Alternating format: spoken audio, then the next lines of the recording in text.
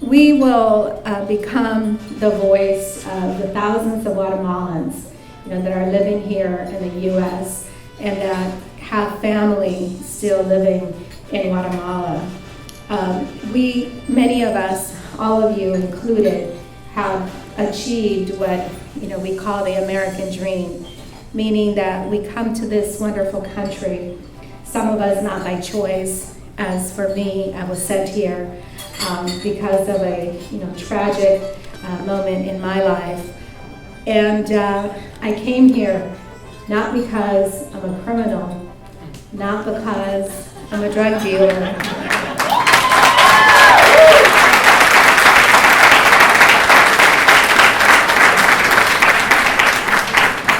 I was a little girl who thought was coming on vacation, and I stayed here, and I went to school here.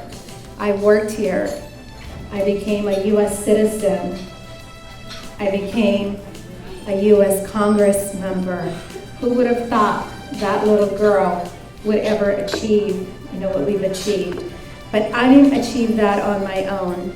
I did it because people like you have helped. People like my family. I have a very, very strong husband that I have been married to for almost 30 years, and he supports me 100%.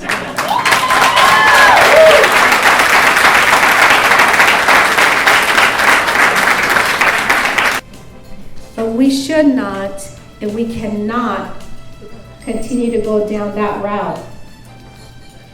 Because the day after Election Day, some of us woke up and said, we stood home and we showed them. We didn't show anybody anything.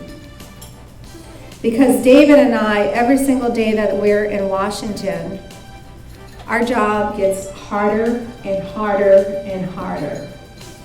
Because of the people that got elected, because we stayed home, are not representing our values.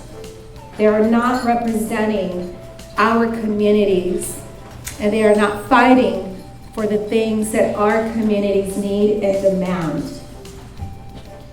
And that is a hefty price that we are paying. I knew last year after the election that it was not going to be easy for me. Are you kidding? Being an immigrant in Congress, in this Congress? You know how hard, it's hard enough being an immigrant in a community with this Congress. But being an immigrant in Congress, with this Congress, is really, really hard. The only thing that my colleagues on the other side of the aisle seem to want to talk about are those people. And those people are not something, that we don't understand. When they talk about those people, they're talking about you, they're talking about you, they're talking about me, and they're talking about my community. And it's not acceptable. And this election that is coming up, I'm not here to tell you who to vote for. I'm here to tell you to take your time. Don't just listen to the TV or the radio or what some talking head is telling you on television. Take the time to read about what the candidates that are running, whether it's for president or for your local office, what have they done? What do they stand for? Are they worthy of your vote? Because if they're not worthy of your vote, then we need to come up with another name as a community. Until we do that, we're going to continue to be treated as those people, those criminals, those drug dealers that we are not. So we have to show our muscle.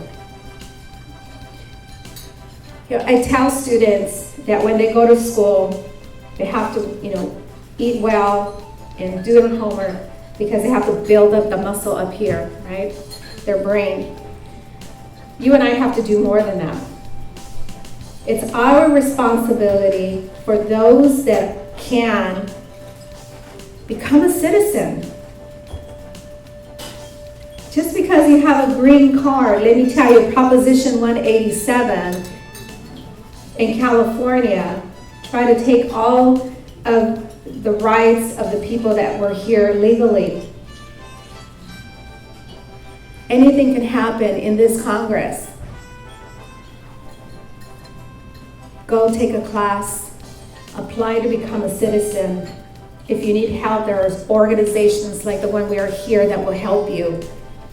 Become a citizen. And when you become a citizen, register to vote. And when you register to vote, register your neighbor. And when you register your neighbor, go to the polls and vote. And once you have done all of that, it's still not enough. Because like I told you earlier, campaigns are not cheap. There's a lot of money in politics right now. Any organization or anyone with millions of dollars available to them can buy an election. They can print ads, they can do mailers, they can do all of these things to try to sway you and try to trick you that this candidate is better than that candidate. So when we don't do our homework and when we don't study about what people actually do, we make mistakes and we vote for the wrong person. Because who are you going to trust? You going to trust your neighbor with what they're saying about this candidate, or are you going to trust a TV ad that has been paid for by a multi-millionaire? If I don't want to read up or do my homework about a candidate, I'm going to probably trust my neighbor. So do that.